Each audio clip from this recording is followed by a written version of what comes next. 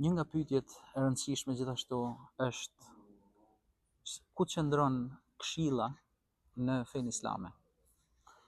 Ne e dim një hadith të njohur të profetit ton Muhamedit, paqja dhe bekimi i Zotit qoftë mbi të, ku thotë që feja islame është këshill.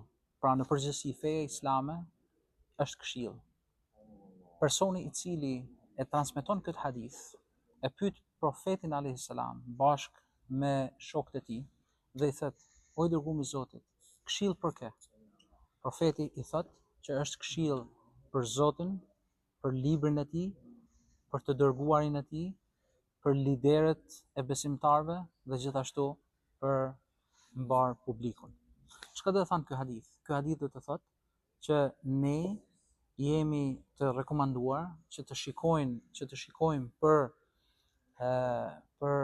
drejtimin tonë në jetën tonë dhe të veprojmë në mënyrën më të mirë duke u konsultuar me librin e Zotit, me Kuranin, dhe gjithashtu me fjalët ose me veprat e pejgamberit Muhamedit alayhis salam. Dhe pastaj duke u këshilluar nga liderët tanë dhe në fund duke këshilluar ummetin ose publikun në përgjithësi. Po gjithashtu është edhe detyra e njerëzve të këshillojnë liderat e tyre. Ne si besimtarë musliman shuhemi nga shumë popull tjerë fetar në këtë aspekt, në aspektin e këshillës.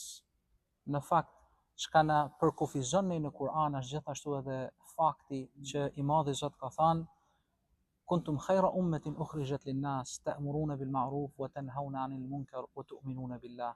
Ju jeni populli më i mirë që keni dalë nga ky njerëzim, sepse urdhëroni për të mirë dhe largonin nga e keqja dhe besonin në Zot. Urdhërimi për të mirë arrihet duke këshilluar. Ndalimi nga e keqja gjithashtu arrihet duke u këshilluar.